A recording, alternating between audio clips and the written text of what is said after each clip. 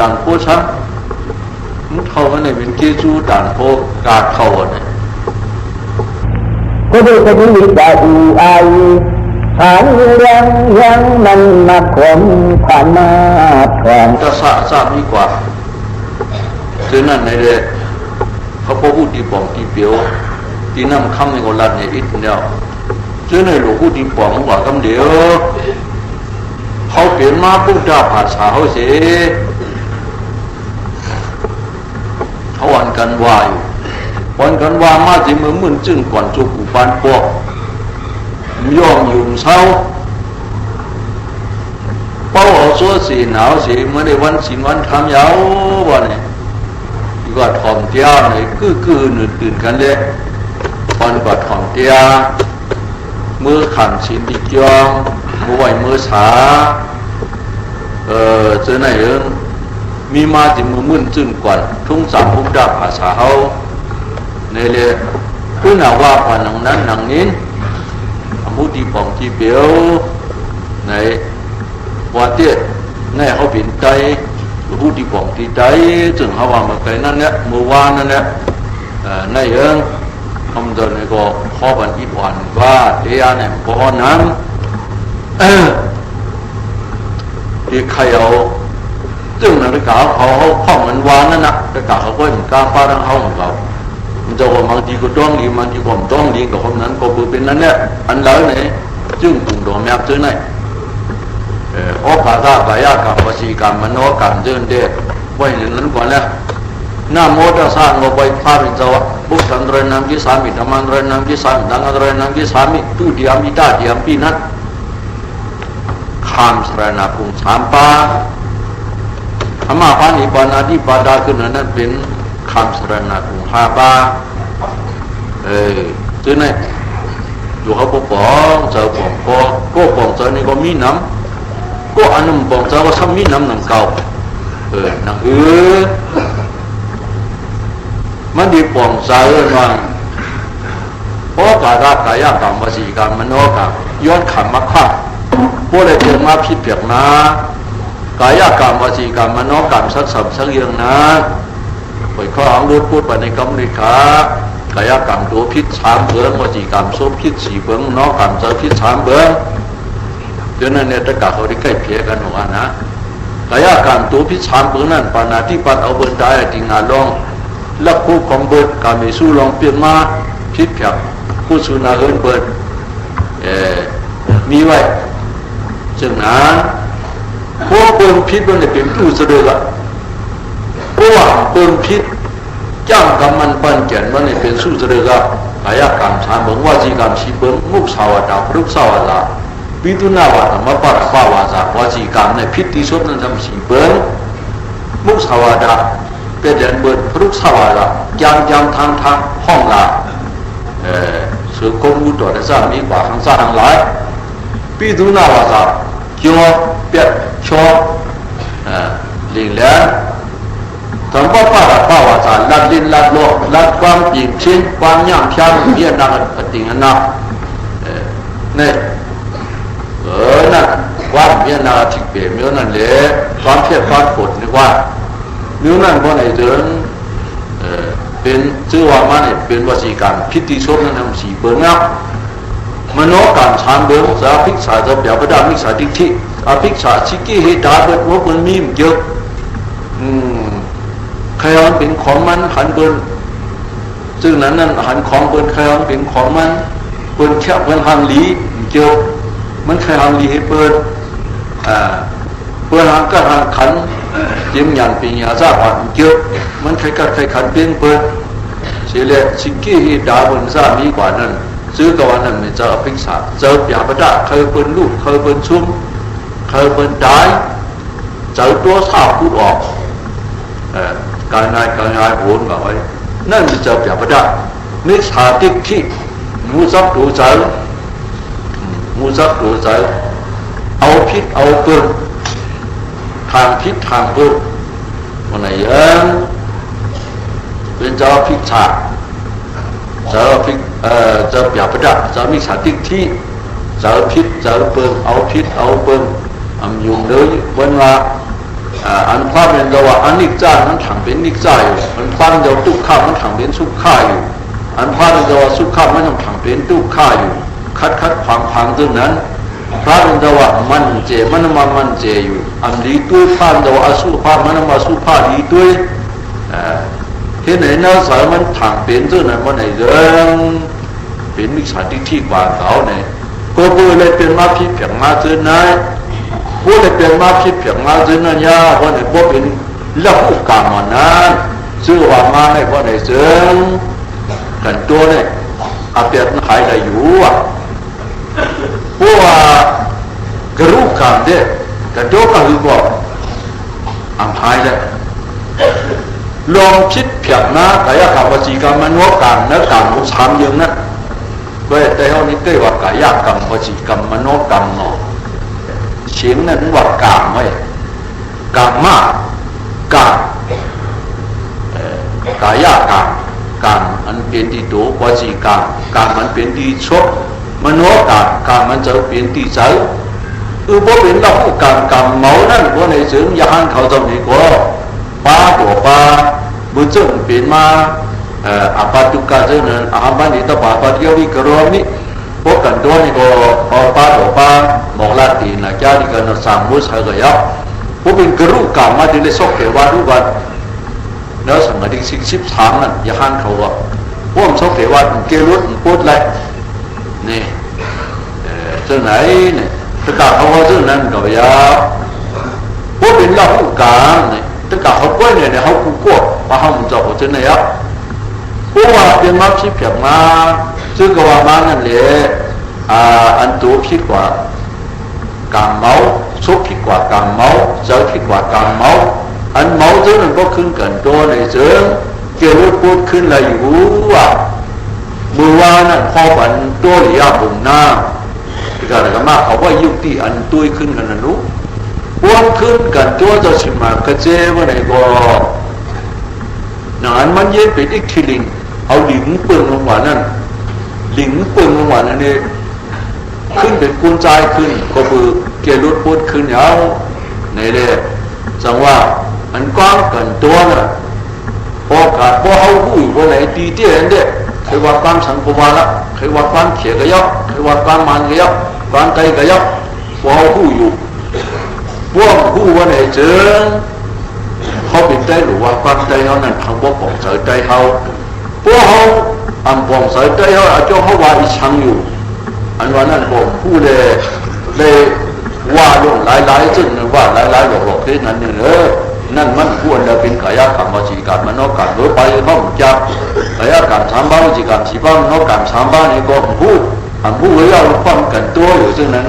วันไหนเรื่องความก็สุดกว่านั้นเนี่ยอันกี่น้ำหน้าใจอันเป็นพวกสารนั้นเห็นเสียหนาวนี่ก็ว่ามากคือจีมา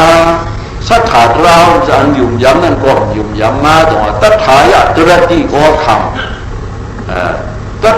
ธายะจึงมีล่าสวรรค์ตัทธาเช่นโอขันตันตราดิวโดวายข้าบุตรติกุมยาวนี้พวกเขาผู้ว่ามิเจอสัทธายุ่มย้ำเขาคิดว่าเขากันตัวยาวเน้นจะจ้าบ้านในสังอาจจะเขาอยู่เขาดันสัทธาเนี่ยเป็นเงาดังโมเดียวพวกเนี่ยป้อมมีสัทธาพวกเนี่ยจึงเหมือนคนกินพุทธเหมือนคนมือหักเนี่ยนะเหมือนคนมือหักมือขาดคนมือหักมือขาดนั่นขวาซ้อมจางขวาหันเตรียมข้ามหนุนตัวว่างหูที่กลางจางนี่ก็จะเกี่ยวกับผมจางแล้วก็มีมือเลยจะเกี่ยวกับผมจางปล่อยตัวมันลงมาตีนเอามันเดี๋ยวตีนกี่แบบผมไรปล่อยตัวลงมาซุกกาแบบผมจางเหมือนนั้นเนี่ยว่าการนี้กู้ส่วนไหนดังสิ้นให้มันบอกว่าเป็นมาหายเตี้ยๆผมมีสถานยุ่งยังการอาจุจองดีๆอัดเปียอันจ้าอาจุอันดียุ่งยังดีงามพวกประเทศอาจองอาจุเดี๋ยวได้เปลี่ยนเอาคือนั่นเป็นสถานสิ่งเสียงแต่ว่าตัทายะตระติโอคังตัทายะตระติโอคัง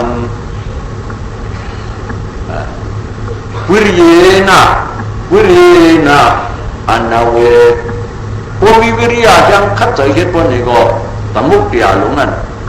สามมุกเดียอันเป็นอัปเปียดงตีเนื้อตูเนื้อเสือเสือก่อนนั่นที่กีรถพูดกว่าที่อยากคำพูดอะไรอยู่เพื่อนอะไรหน่อยดูหูว่าเขาพูดคอมันว่าในเสือสถาว่ากว้างมาปืดมากี่มาเสียได้อยู่ยามาโอก็ในเขาจีนับจะก็กันตัวยาวๆเลยไว้เลยสายาวๆก็เลยตีนักขันตีนักย้ายาวมือหน้าก็หันเป็นเทียงยาวอันว่าจึงพายหันก็ลงยาหันพายกุ้นก็ลงกุ้นอันเขาคู่นั้นก็ในจึงมีอายุว่าผู้ก็มีดังสื่อถ่อมละลายจึงนั่นเองนั่นอายุยาวเนี่ยมีอายุเนี่ยมีอินะตัวมีห้าปากมือยังนั่นถ่อมเตี้ยเจ้าอะไรพวกราอื่นนั่นมีห้าปากนั่นผู้สังอิดไว้กับใจเขายุ่งจีถอนเตี้ยซึ่งนั่นนี่เลยเสียงจุกเลยมูเป็นผีเป็นห้าปากนั่นเดี๋ยวไหนเจ้าจะนั้นมิวอาจูเดเวลาที่เขาเดินยากันในสังนั้นก็จะมาโซนเป็นมาตุเดียเพราะว่านั่นเลยสังเนี่ยได้พวกผู้ที่ฟ้องอาจูนั้นปัญหาที่เป็นนั่นโซหากันนั่นเป็นมาโซงาชัดอะไรนั่นคนไหนตุเดียว่าพันธะเดียพัวแต่ตุเดียเป็นมาจัดในจันนับจัดหรือผู้กำพาป้องถึงหนักถึงบดถึงจัดสุดจัดสิ่งมันจงที่เลยขันได้จูนั่นในพวกนี้นั่นโซหาชัดนะเนี่ยที่เป็นหวานนั่นพวกผู้ว่าไหนเจอติ๊กเท่าเดินนิยากรรมตัวอยู่ในกอไรพวกผู้ชัดถากองหลีว่าไหนจางเกียรติว่าในโซจิตกังนั้นตุเดียในตุเดียพัวสติมันที่เลยขันได้ต่างได้จูที่เป็นนั้นกว่าเพื่อนในจังหวะอันการนี้เนี่ยพอเราสร้างเขาบอกซึ่งนั่นเรื่องที่ออกมาได้ปายากรรมวสีกรรมมโนกรรมเขาพูดว่าเป็นความผาลีนะก็รู้ว่าอ๋อข้าเจ้าดิข้าราเจ้าดิข้าสังฆาดเจ้าดิข้าทั้งหมดทั้งสิ้นดิข้านอกอันขณะโหดูสายคาราเปียไหน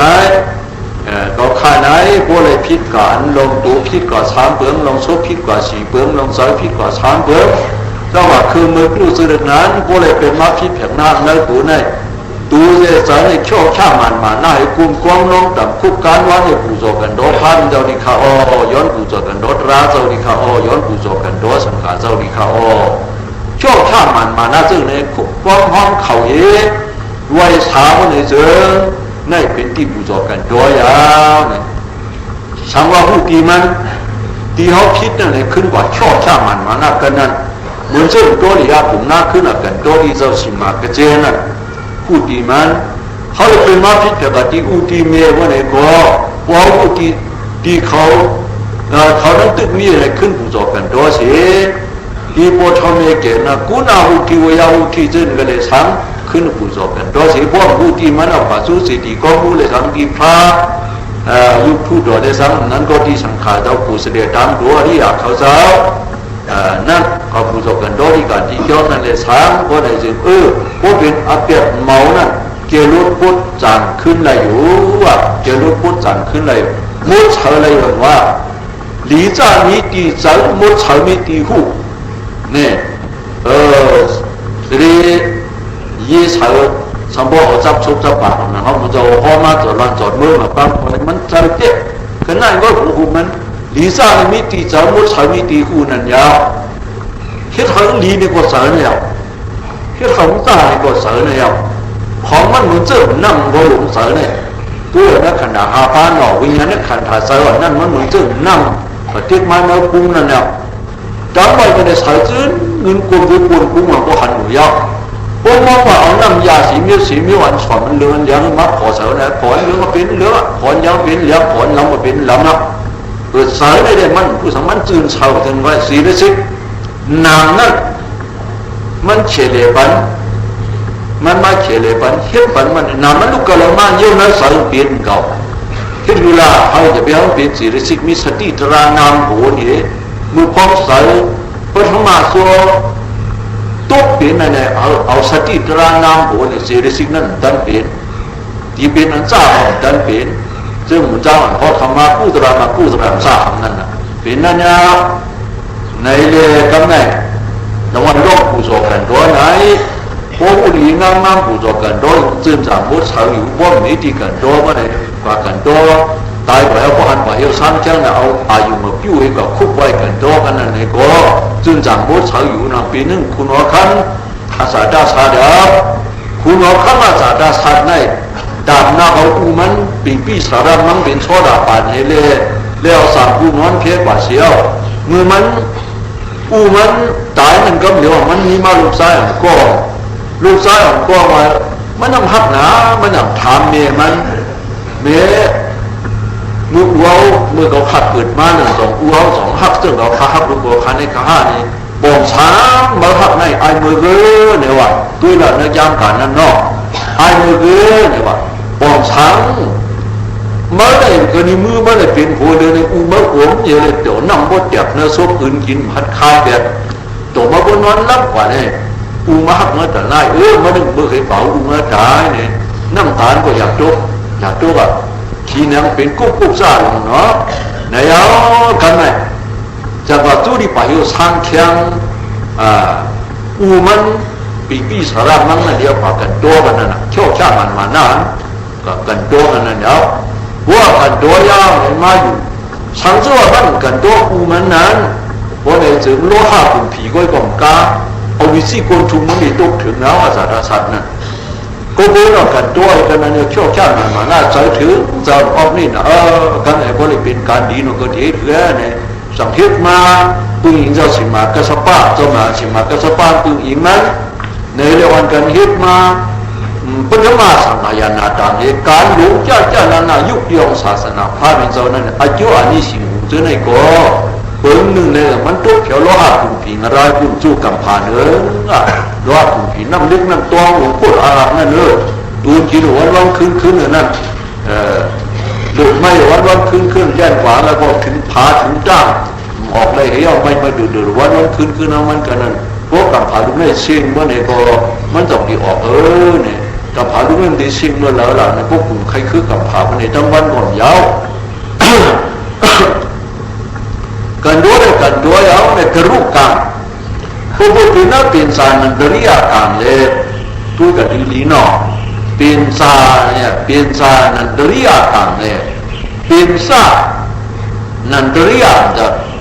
เป็นสารนันดริยากันพวกขันกุมเนี่ยเป็นสารอนันดริยากันการนักโลกกับที่กำผ่านมีสัมตุเรื่องแต่ไรไหนหนึ่งเอาอุดายสองเอาเนดายสาม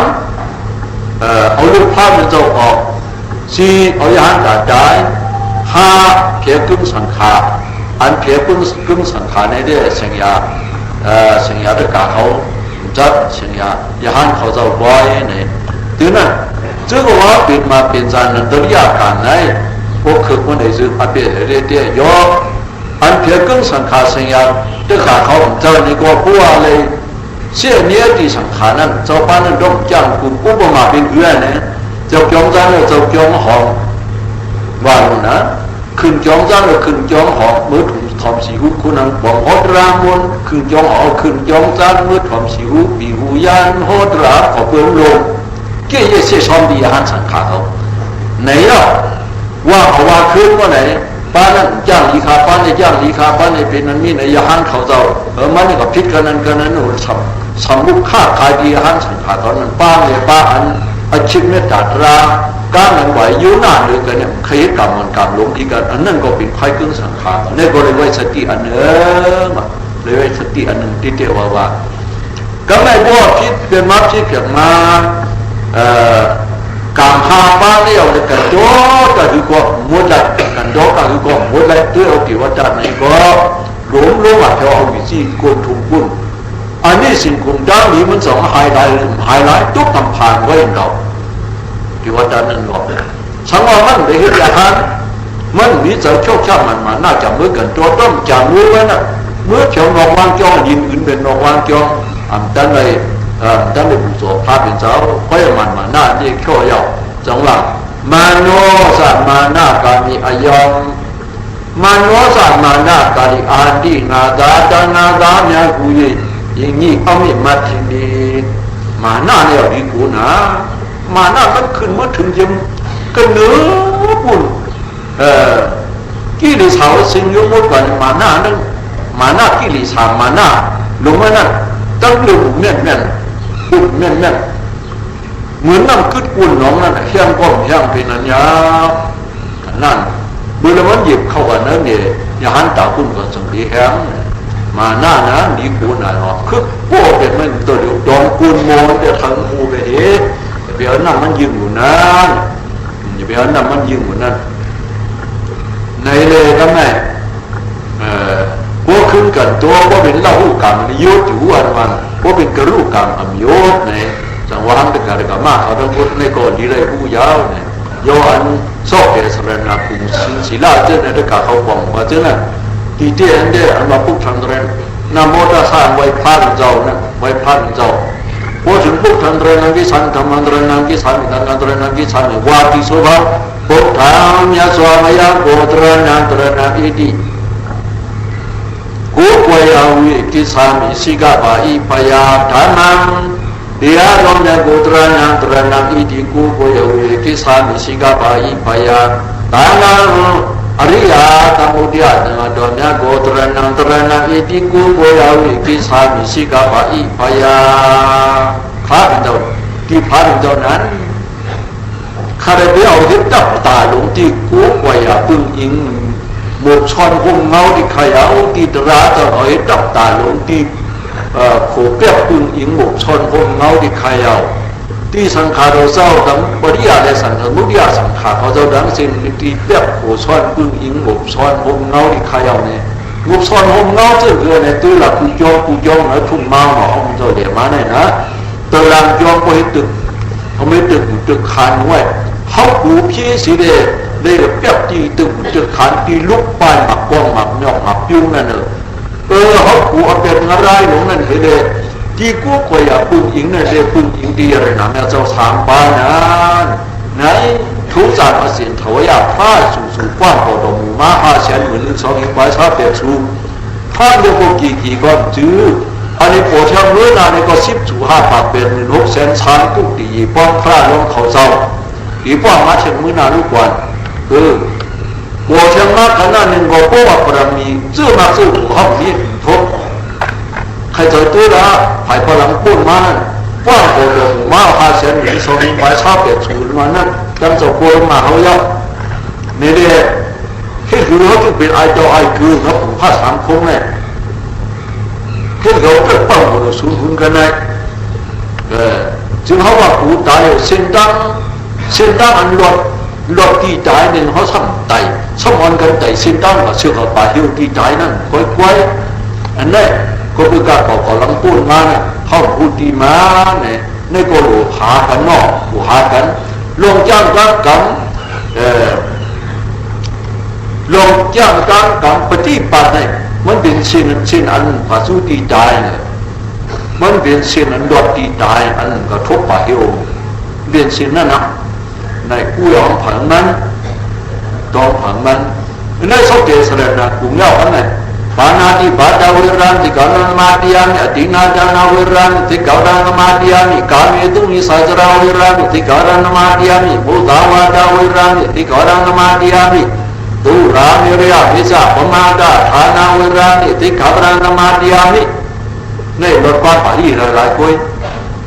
ลานรอแล้วจึงนั้นไม่ได้กัดเพราะห้องรู้ที่ปองมันมีใจว่ามีที่ปองเนี่ยสถาบันปูนมา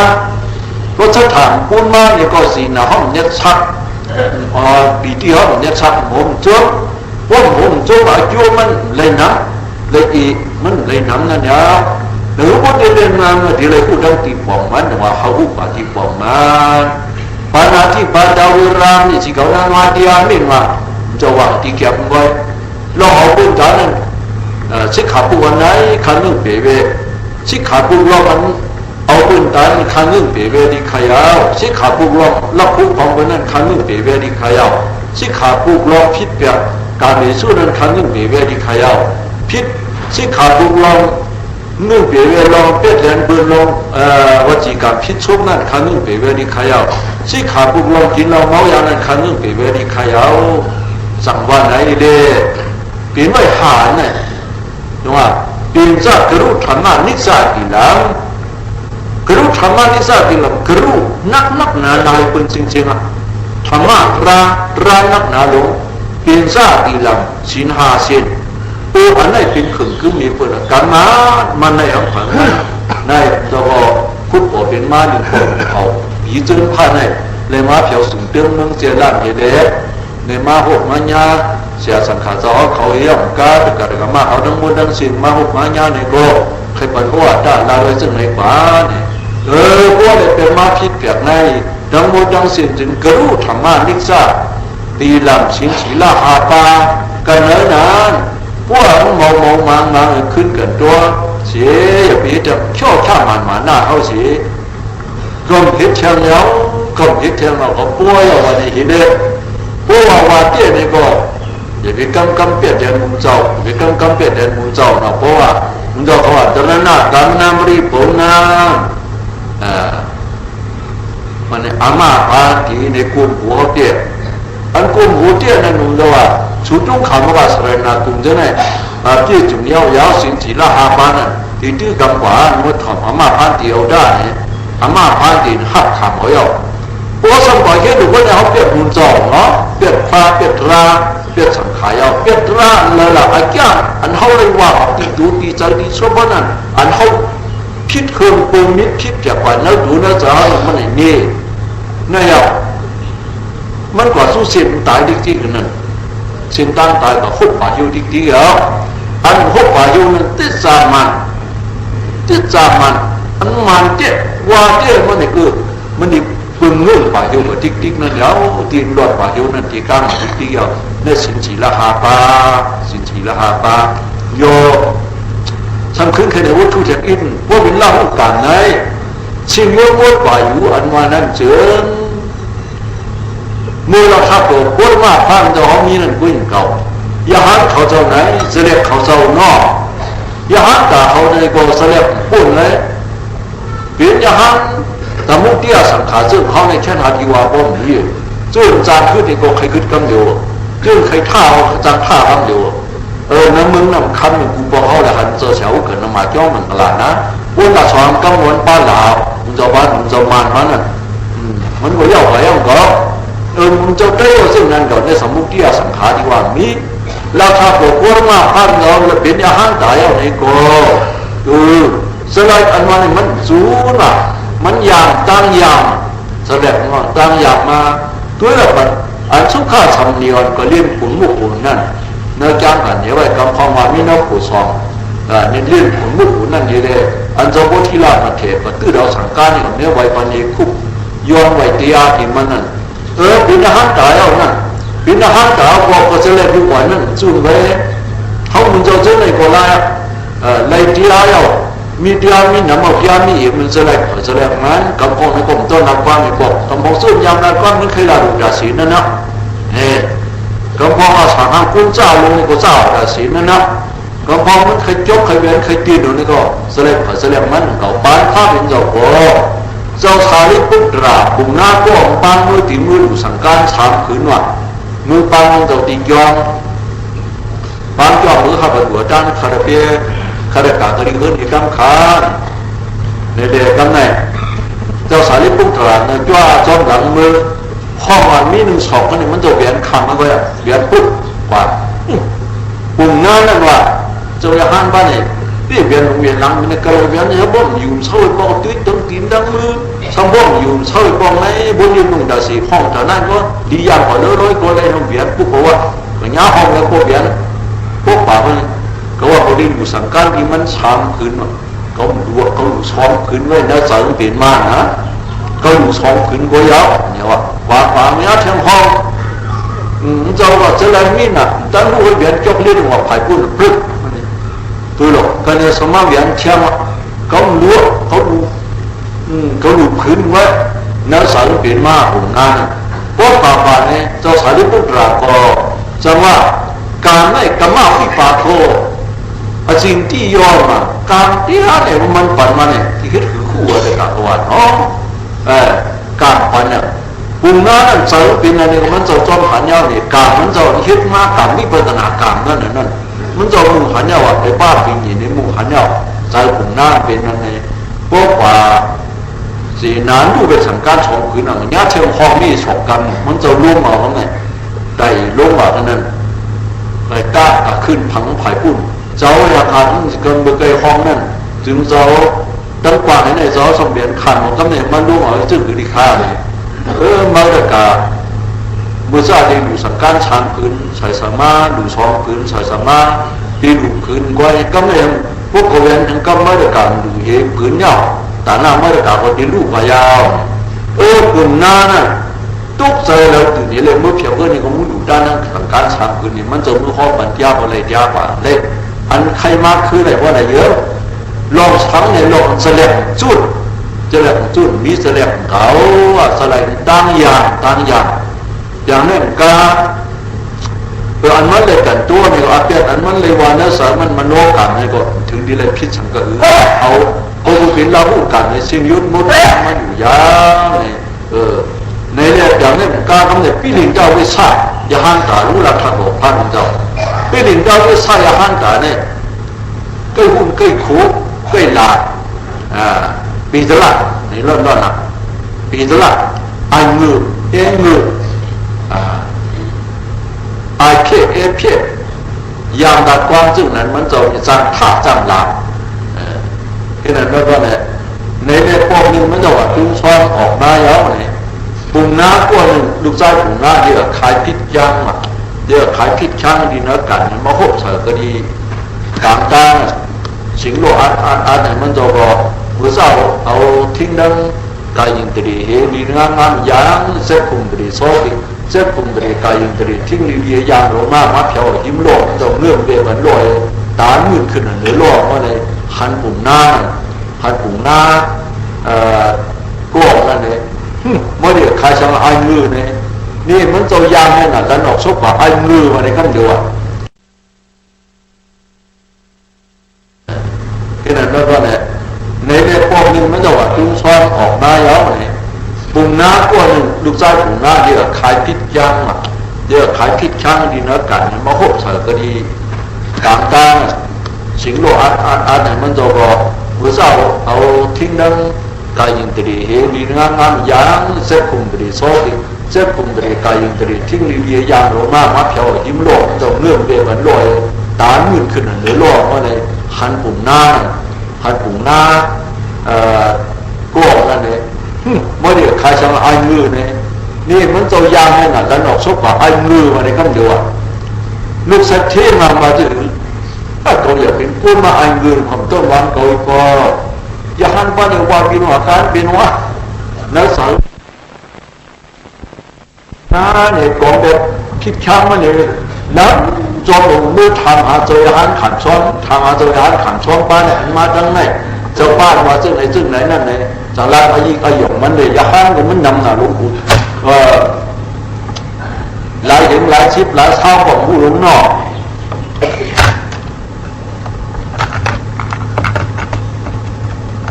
มันโดสั่งหลาจังว่าจึงไหนว่าเขาอายุเนี่ยอย่าหันเขาจะบอกผู้เจ้าปีนเจ้าวิชาว่าเป็นในสังคมมันกว่าที่เจ้าเขาออกมาอย่างนี้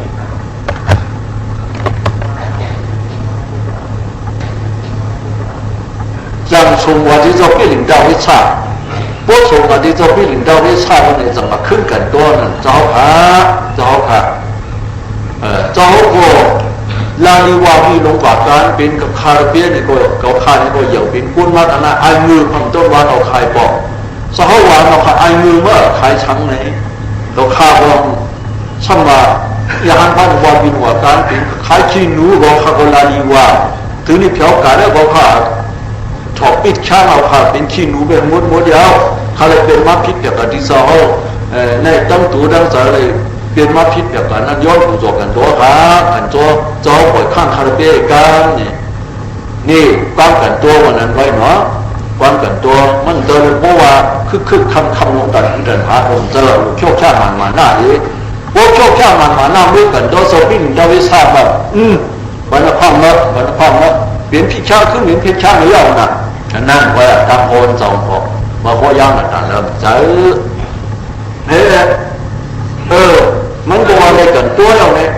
นานมันจะเป็นพิชช่างขึ้นเป็นช่างเลยเราหนักอันวันเขาไปเอาข้างมาอันวันพวกจีน่าเสริมเคยเจอหันพิลิดาวิชาเขาเป็นท่านนำหนุ เขินกว่าขึ้นเพียวที่กัดเขาเหลือด้วยพิษช่างนั่นขึ้นเป็นพิษช่างเป็นมดยาวนี่ว่าเราพูดกันเนี่ยจึงจังมดเฉยอยู่ว่าจึงจังมดเฉยจังเกลได้อยู่ว่างเผิงมาจึงนั้นยาวนี่ทั้งว่าเดียหลีเดียเจ็ดเดียมันนั่นหรอหลีกว่าเดียอันหลีกว่าเดียอันหลีเนี่ยเรียกว่าขันจ้าจันจ้าวันอายุดังหลีกว่าเดีย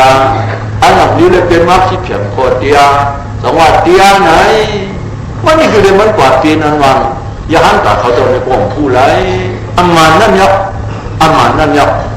พวกยุ่งเจ้าไหนพวกไหนก็การนี้อายุเนี่ยยุ่งอายุมาอายุเนี่ย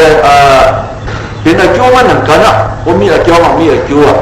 คำพองมันเจอว่าเขามันจะว่าเนี่ยอายุอาเปียดหรือว่าในเขาเนี่ยดันมึงถึงเขากำว่านะมันเป็นอายุมันพวกมีอายุมันมีอายุเลยวันนี้ไปปองว่าเขาว่าอายุเนี่ยอาเปียดเขาว่าไหนเนี่ยวะเพราะว่าขามจ้าเนี่ยสามจ้าเนี่ยก็อันสามจ้านั่นเป็นด้านนี้ว่ะอันขามจ้าเป็นอาเปียดเขาเขียนซึ่งไหนเนี่ยนี่เอาดูสันดาลกับเอาบางทีที่อันเนี่ยพวกที่ว่าจงอายุนเดี๋ยวมีอ่ะอายุมันมีอ่ะอันอายุกว่าปันนั่นน่ะดีอ้างน่ะมันนี่คือเรื่องมันกว่าปันเปลี่ยนนั่นมันจงว่าพระเป็นเจ้าเขาเนี่ย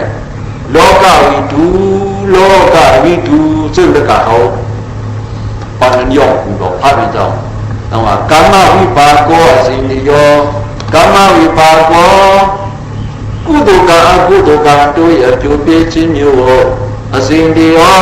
တာဝကမှပညာဉာဏ်ဖြင့်ဝေဖန်ပိုင်းကြမကြံစီရမကြံစီနိုင်လေသည်อันเดียวที่ว่าตามมาจอมนั่นอันเดียวจอมมันก็ปันคิดคือมันปันปีนั่นวะเนี่ยจงมีอันน่ะวนจามตัวรู้การกรรมะเขาทั้งหมดทั้งสิ้นอันนี้ว่าการดีนี่ก็พวกที่เจอมาเจอขู่ไปในพุทธเป็นยาหันตาภาษีพวกแบบขันธานี่ตายไปขันธาตายไปแล้ววันไหนกิเลสตายเป็นมือยาวอันเปลี่ยนขันธานั้นถ้าเป็นสติปัฏฐานเปลี่ยนเป็นขันธาหมดกว่าวันไหนพวกขันธานั้นหมดพักป่าไหนนี่ปั่นเสือกมาคำเดียวนี่ปั่นเสือกมาเนี่ยมันใครลึกกว่าอินกับมาทีในบอกคำพองไปปองง่ายรู้กว่าไปปองง่ายรู้กว่าอายุเดียเลยอายุเดียนะวันนี้เอาอายุมันอย่างวันนี้อายุมันตื่นเดี๋ยวปั่นเสื้ออันก็ถึงมารักกันเลยสามยิ่งด่าดูเกเป็นเรื่องคนนั้นย้อนดูเขาที่ดูอายุมันจึงว่ามาเอาสัตว์สัตว์เขาทราบว่าในติวัตรเขากินมาหินเสพพาเป็นเจ้ายืดพาเป็นเจ้าซึ่งนั้นเห็นว่าอายุนี่นันตาลุสเทกันนับอุปโภคลิงอื่นเอาไปจังลิบเมื่อจิงเจ้าหน้าข้าขายป้ายโลโก้ลิงอื่นเอาไปจังลิบดูด้าผีรั่วคนทุกโขจะสาริปุกราโอ้ยหันตายนั่นชำว่านั่นโอ้ยหันตายคุณชงมันนั่นก็อันนั้นก็ผีอื่นกว่าลิงอื่นกว่าติวัตรก็ลิงอื่นกว่าแล้วเราพักก็พาเป็นเจ้า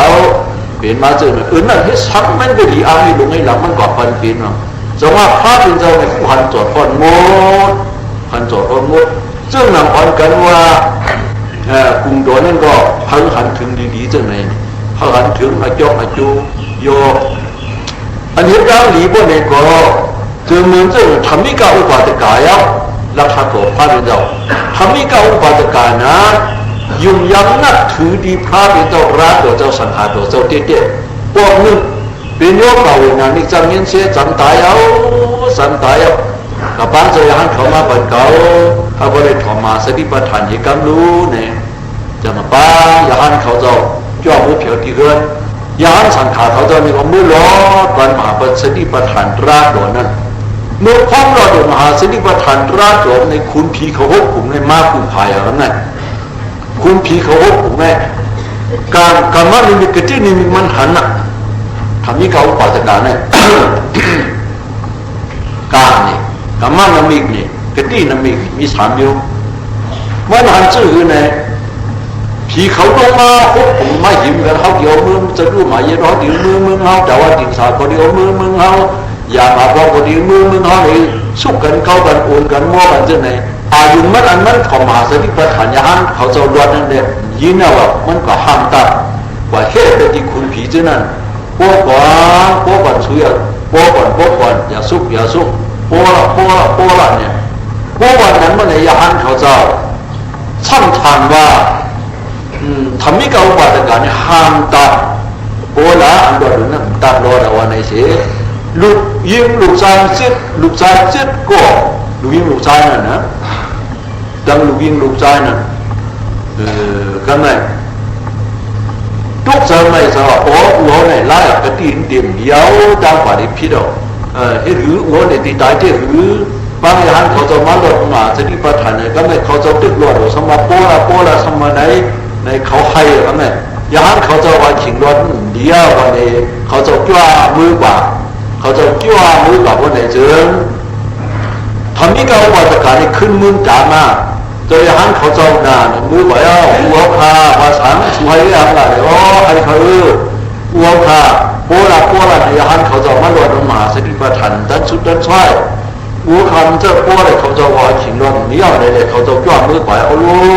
เขาห้ามตัดเขาจะใจสู้ด้วยผีเขานั่นเองมาหิมกันมาสู้หัวหมดตั้งแต่หลุดของเตี้ยนั่นเขามาสู้หัวทั้งใจเขาเลยเขาห้ามตัดเขาหลวงวันนี้บอกอันสู้ช่วยมันจะจอมีมีใครก็เลยเมื่ออยู่ทุกสีดาผมพูดเลยเอาช่วยบอกมั่งอยู่เนื้อซ่าในมาวุดขึ้นหรือผ้ารู้วนนึกก็เอานึกก็เอาไปโอยทาโหโลยทามึงทุกสีดาปุ่น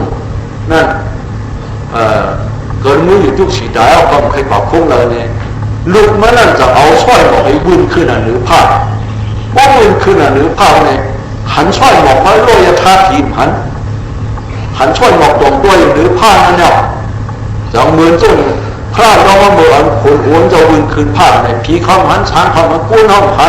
หันได้ของอัดเพียนหนึ่งหมู่สั้นผ้าน้องตัวหนูคำน้องจ่าไว้นั่นนะมันก็ขึ้นเปียงนั่นนะในบทเจ้านานฉันไม่กล่าวว่าจะการหวังช่วยหรือผ้านั่นเป็นจุกสีดาสุหันหันคาวันนี้คือหัวหันคาละหันนี่กันในได้พานดาว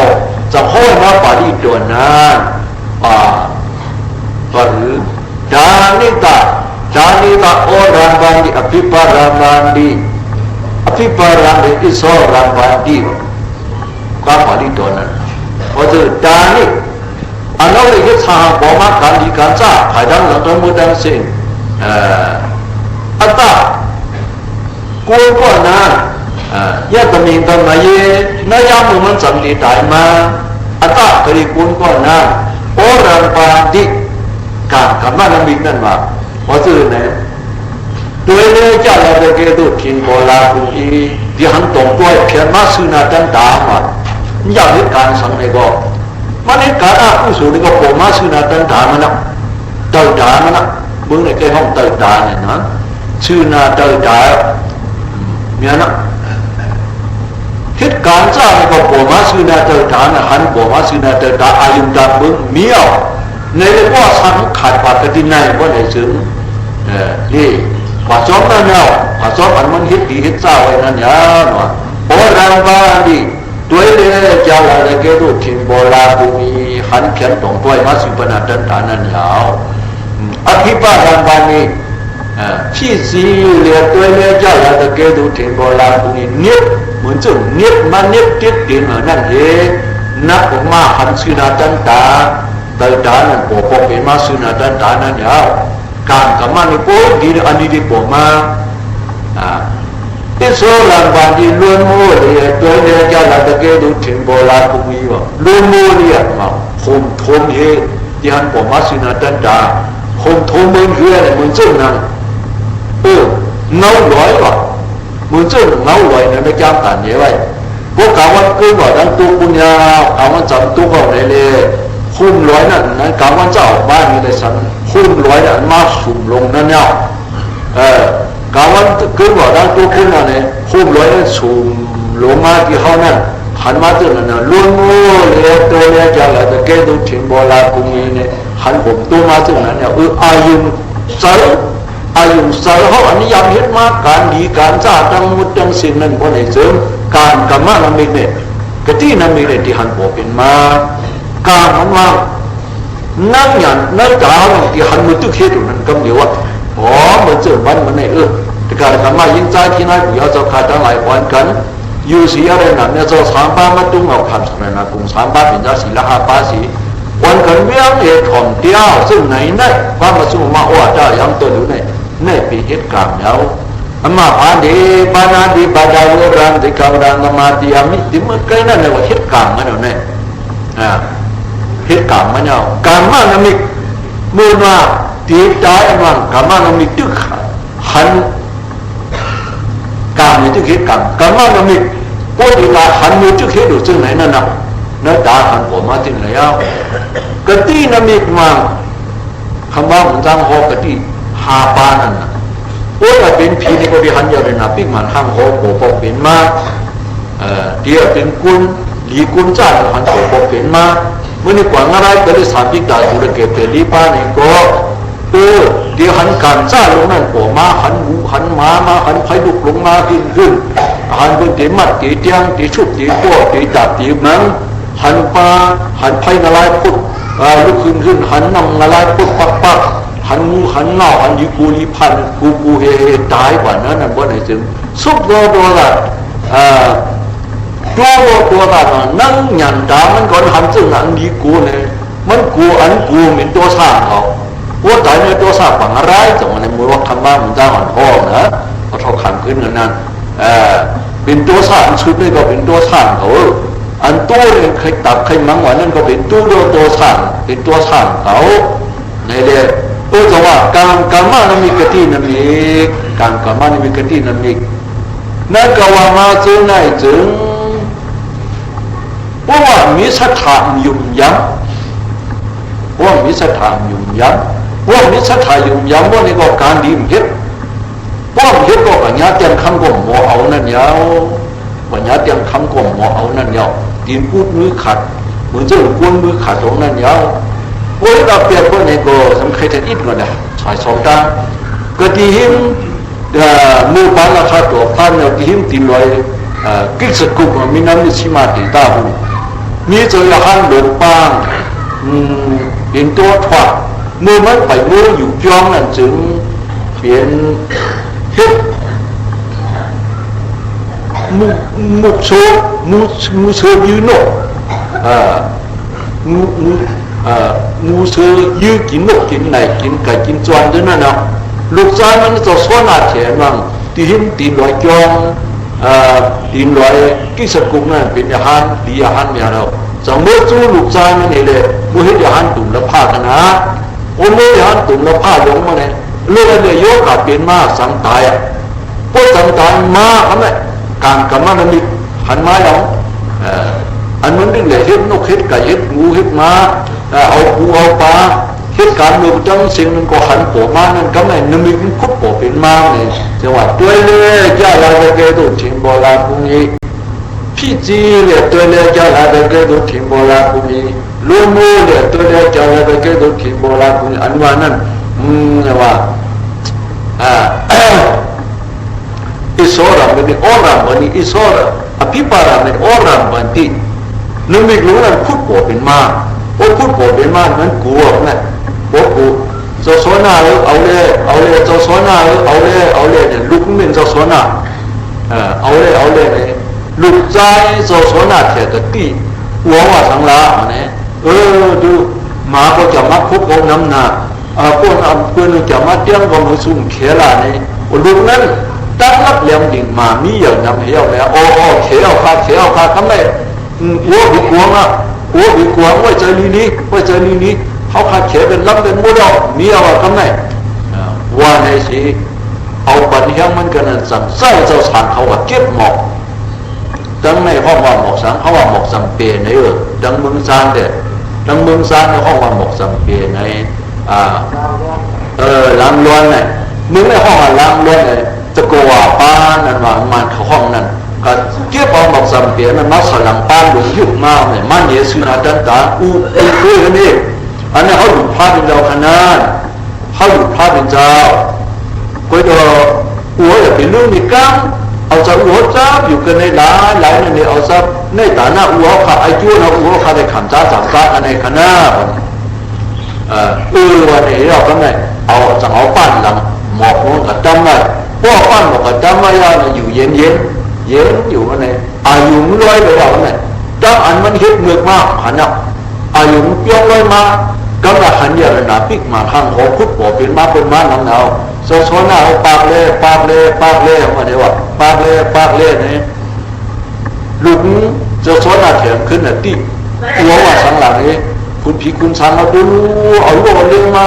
อันเจ้าคุณตึงมาแถมดีๆกันเลยวัดดีมาซิมสัตว์ไหนเอาปากนี่เนี่ยปากเขาอ้วด้วยลีๆล่ะเป็นไม่ใช่ขนาดนี้เขาขับปากเขาให้เขามาอะไรเป็นสังนี่กำไหนจังว่าสิกขากรวาตากัลยาณมิตรตาอันนั้นอยู่ยำสิกขากรวาตาเนี่ยพุทธกรวาตาธรรมกรวาตาสังฆกรวาตาอาสนิยกรวาตาสิกขากรวาตากัลยาณมิตรตาที่เรียกอยู่ยำอุ้ยก้อนนี้เนี่ยเจ้าโชน่าเฉยเนี่ยเป็นอุ้ยก้อนนี้มันยาพอเป็นอุ้ยก้อนนี้รับมันจึงอายุสวยก็ที่นั่นเนาะอาสาไม่ขาดหรอกกันไหนว่าสาไม่ขาดกับพับคนไหนเพียวกว่าที่มือผีดาวถึงสาบุญยาวเจ้าโชน่าเฉยจังเอาไว้ถามที่พระเป็นเจ้าเลยพระเป็นเจ้าจังหอบปันตั้งป่าดีตัวนั้นมีน้ำไม่ยาตีนับปีเจ้าทุกคนนั้นมีในวันสอบด้วยเนาะปฏิลาปีจังวัดทุกบ่เจ้าสาวจงเนี่ยมีเนี่ยนะคานที่หิมตีนอนเอามีไว้ของดันตัวนั้นเป็นน้ำไม่ยาตัวนั้นนะในจ้างการพอไว้เนี่ยจงว่าพวกเขาอยู่การอยู่มาจูอยู่ด้านดีๆงามๆบนไหนเสริมอันนี้สร้างปองป่ามันเป็นชื่อมันเสซึ่งพาเป็นตัวเขานั่นฐานะตัวพวกว่าเขาที่ศีลตัวสุขีตัวเขาที่พอไหนปรินิพุตัวเขาที่อินวันพอนาเป็นอ่อนถึงมาผลนิพพานช่างสารมั่งซึ่งในตัวหนักหัวปองสารผังมันอะไรเป็นยิ่งเป็นใจเป็นทิ้งเป็นนายเขาใส่ระเบียบใส่ระกาศดำมือดังสิ่งในเสริมเขาเป็นใจรับความหลังใจกว่าซึ่งในก็รีบมันจะลดดังป่าที่ตัวไป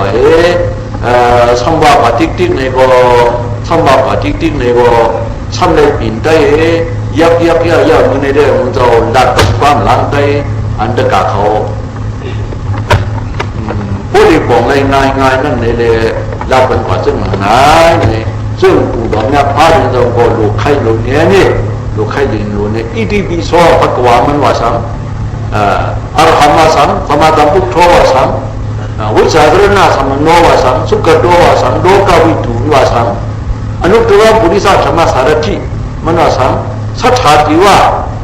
มนุษย์ชาติมันว่าซ้ำพุทโธว่าซ้ำปะกวามันว่าซ้ำกุมตัวเขาเปิดในตัวก็ยักษ์ป่าลีมีบนไหนเจอง่ายนั่นเดียวว่าเองเขาคุยกันอันไหนเจอเด็กกับพ่อแม่เท่าแก่เขาเด็กกับยิ้มเด็กกับใจปีน้องใจเขาต้องมุดดังสิ่งเขาเนี่ยเจอหลายชาเจอหายชาขัดมันสืบกันมา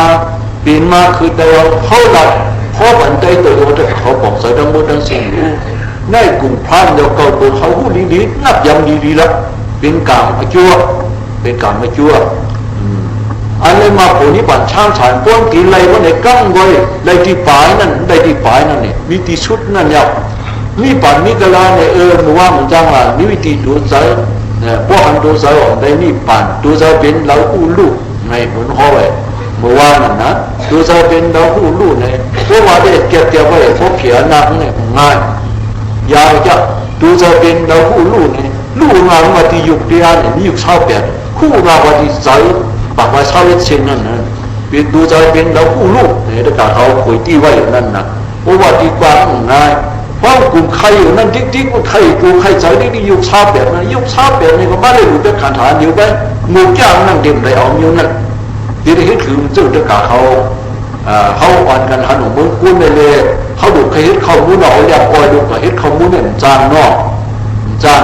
ที่เรื่องอีเรานั่งอ้อยนั่นเรียบอ้อยนั่นสิมาเห็นข้อมูลจงนี่เป็นข้อมูลระยะ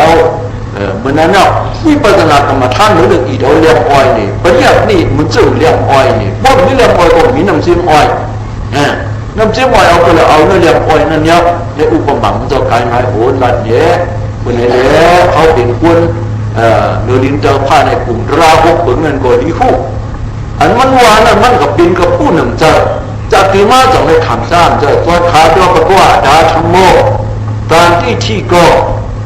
ตอนที่ก็เนี่ยมันไอ้โจ้พิดาอีวะอันปันตัวสังในกำเดียวนั่นนะว่าแกมือในตัวใดตัวเดียวเนี่ยอันผู้สู่เชียงวันนั้นบุพพไปดูปันพูดไล่กันนะสินค้าพูดไล่กันในก็เยอะเพราะว่าผู้สู่เป็นอันชัดที่จะมัดสาวเนี่ยเส้นตาป่าสู้ที่ตายนั่นเชียงมากันนั่นนะอันเส้นตาป่าเส้นนี่ปันปอมากันปอมาได้หัวใจอันเฉยๆนั่นก็ยังเปลี่ยนเส้นอยู่ผอมันดูติ๊กๆเปลี่ยนน้ำยาผอมันดูติ๊กการนี้ก็ทางเล่นจูดีแต่นี่มันก็กำก็จูเพราะก็บอกต้องไปจูปันพักคนไหนบอกมันบอกปึงหนวดมันว่าปิ่นมาคำเดียวหูสายน่ะอันปึงมาปิ่นดีปิ่นจ่าสองมันนั่นแล้วปฏิกลาที่สุดีหูด้าซีมันใช่เอียนวันนั้นมาเลยเขาในวันพูดเขาวันนั้นวันมาถอดเตี้ยเลยมาตุยเตี้ยเลยนี่เอาวันไหนนี่ปิ่นจังงอกหลงนั้นจังนั้นวันไหนถึงตัวเราเจ้ามหาทิชามาเถเลยอันทุกหัวเขามันเจ้าหวยนั่นอันน้องยิงมันอันน้องเปิดมันขับมาว่าข้าใครมันจะคู่พากันลูกไว้สิ้นเดียวมันจะขึ้นเนาะในเรื่องมันจะปฏิกรลาลิสุดีหูดอสิยิงหัวไทยนะมันจะเอาใส่ปักกระถิ่นเสียมนั่นไงนั่นเจ้าคนนั้นบนด้วยเนื้อจับกันนะสองเดือนอาจจะว่าโอ้ปฏิกรกลุ่มนั้นเป็นในห้อยกันว่าเหมือนนั้นเนาะก็กะเขาอันนั้นตัวที่คุณนังสูดกานั้นลงเขาลุกออกนั่นเลยสังอ่อนกันจ้างหน้าคำหลงนะปฏิโกนะลาลิสุดีหูดอสิมาใจสติเดียกันน้ำหัวมันเองก็จ้องที่ยุกเดียเป็นหนังเดียเป็นก็นั่นปฏิโกกลุ่มนั่นโอ้ปัญญีก็มันจังสมบัติที่มึงผีดิ้งนี่ปานตราเนี่ยกลุ่มเดียนะเป็นจะทำโดยที่เด็กก็วิธีก่อนโคตรเดียนั่นจะมีหันมาเตี้ยที่ยังผ่านมันที่ได้คู่หันว่าอันว่ามาเนี่ยพวกไหนถึงว่ามาปุ่มโดชิงตัวย่าเดียเอากลุ่มเดียพวกเปิงไหนพวกไหนพวกย่าเนี่ยหันเอาพวกไหนหันถึงมาทำอยู่แล้วเนี่ยก็ไม่สุภาพเป็นนอกกลุ่มมาซึ่งนั่นเขาเอามันค้าถึงว่ากำไรไว้ในขวาในลอยเอามันเจ้าเนี่ยก็ลาผ้าสูงขนปีนั่นปีเตือนผ้านั่นเลยมาเกี่ยวสึงเตือนเมื่อเสียล้านเสียมาพวกงานยาเสียจอเขาหนองลงหนองคันหนองสังไว้หนองโขกป้าหนองสังหนองเสียห้างดีก้าเนาะคือจะหนองเงินไว้อันไปยินวันเลยเด้ห้างเดียวเลยเด้มาพวกเสียสังขารเจ้าดังเสียนเสียอีกด้วยแต่การกรรมะพวกเนี่ยยิ่งจ้าเขาดังโมดังเสียนเอามันเจ้าไหนเป็นคนบ่ดอนตัวเนี่ยพิ้วสู้สานาเนี่ยมันเนี่ยผมลงกว่ามันเอามือเจ้าเกี่ยวกับกูที่กูแล้วเนี่ยอาลาแต่การนำคำขอป้าเนี่ยมาซ้อนเนี่ยทางนี้มาเก่ามาสี่หาขึ้นก็ดีขึ้นเมื่อไหนมันจะสุขสักศาสนาการดังหลังนั้นมันหนักการศาสนาร้อนเนาะมันจะมีการมีจ้องกว่าเกี่ยเนี่ยจ้องนี้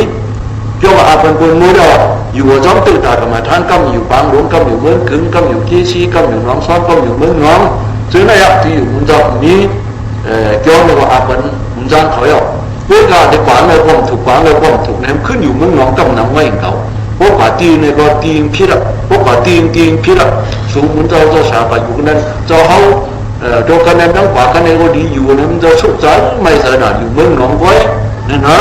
อยู่เมืองน้องเนี่ยพี่นาผ้ามาว่าผู้หายตายขี้ถูเนี่ยมันก็เดี๋ยวมาทุบตะกาเขาแทงมันก็ถูกเลยมีก็ดีมีกุ้ยน่ะมันก็ยากแบบนี้ไงก็อย่างพวกเลยกว่าแค่ได้กว่าที่พวกไปลูกไปหายไปตายมือหน้ามาก็มาจุ่มมาโอ้ดาอันผ้าเป็นตัวข้อไว้นั่นอันลูกของหันมาในอกในใจในใจนั่นเดิมก็สั่งสอนจุ่มมาดาจานเนี่ยได้การกรรมะเขากว่านังย่ำเฮ็ดย่ำของมาเลยสึ่งดึงมึงเสียละ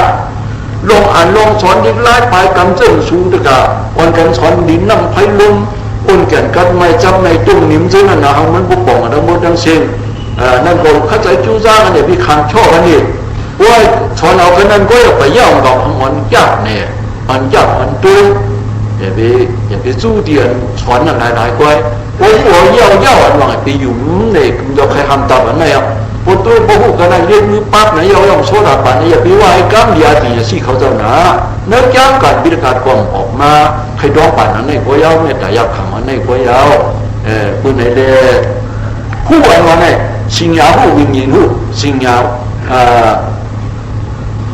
วิญญาณผู้ปิญญาผู้ให้มันเป็นปิญญาผู้นั้นก็ปิญญาผู้คนในถึงก้อนกองสายนั้นมันพอลาจาเนี่ยเปิดในของมันเชียงมันเสียงออกติ๊กออกติ๊กขันติ๊กซึ่งนั้นเอาเนี่ยเปิดไหนอ่อนแก้มของเนี่ยเขาจะคิ้วซาว่าน้องอ่านน้องสอนพี่ช่อนี่พี่ช่อเขาจะคิ้วซาอ่านน้องเผิมมันถึงกิ้งถึงนายถึงเจ็บได้ปวดเขาเมียเก๋เขาดังมดดังสิ่งในสังหวนยิ้มหวนใจเขาหนึ่งเรือจ้างเตี้ยทีนี้เตรียมเขาสาวหลังมันลูกเขาจะคิ้วซาว่าสิ่งพวกนี้มันเขาอยู่ดีกินหวานก็เตียนช่างศาสตร์การศาสนาพระดึงเราปฏิบัติปฏิบัติเขาเจ้าเลยกำไรเขาเผิมมันดังมดดังสิ่งสีกำเลยจ้า